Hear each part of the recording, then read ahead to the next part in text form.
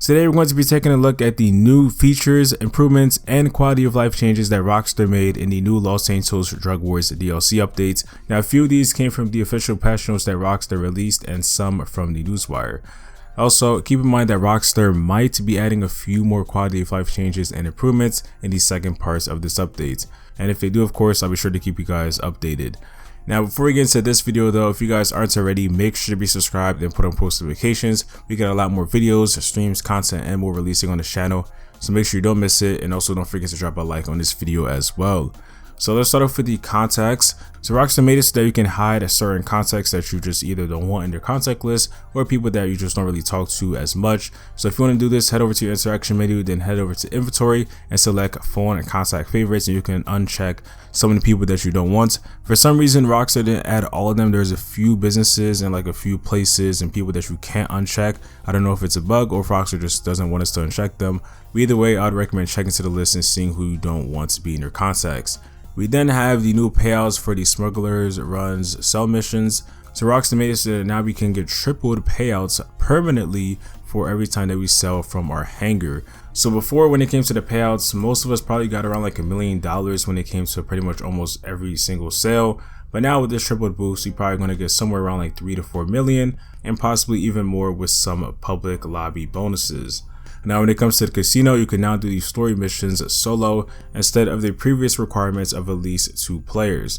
Now, this is going to be extremely useful for those that want to do it solo or just want to try it out. And also, don't forget, when it comes to these story missions, for the first time that you do it, you do get a bonus, as well as a free vehicle, which is the Paragon R Armored, if you are the leader in these missions. And then for Johnny the mechanic, he finally knows how to deliver bicycles for us. So for the longest, pretty much since 2013, we always could put bicycles in our garage. But when it came to calling the mechanic, for some reason, he was unable to deliver them. But now with this update, he can deliver any bicycle that you want. And something else that's also pretty useful is that when you do purchase a vehicle, whether it be, some of the new vehicles that came out recently with this update, or even older vehicles, it's going to take less than a minute most of the times for them to get delivered instead of the previous like 2 to 5 minutes.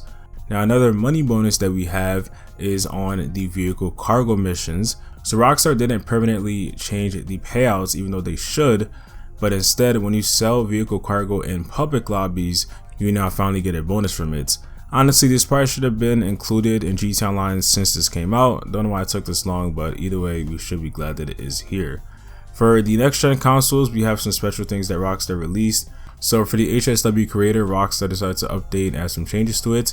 And then when it comes to actually getting started with the HSW, workshop, Rockstar made it so that you don't have to do the race anymore. You can get straight into it. And then also ray tracing was added in this update, and if you want to experience it, you have to switch over to fidelity mode on the PS5 or Xbox Series X and S.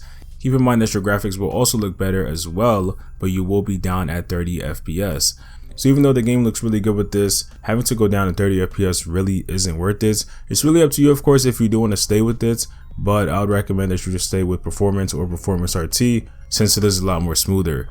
And honestly, it's about time that Rockstar has expanded and enhanced the PC. It's been almost about a year now, and a lot of us thought they were going to add it like a few weeks after it came out. And then, with the summer update, and now with the December update with Rockstar, it seems like they don't really, care about bringing it to PC, even though there's been some leaks and, some files that have been found on PC about that. But we'll just have to see. Honestly, I just think that Rockstar should release it for free for PC players, and hopefully it comes sometime soon.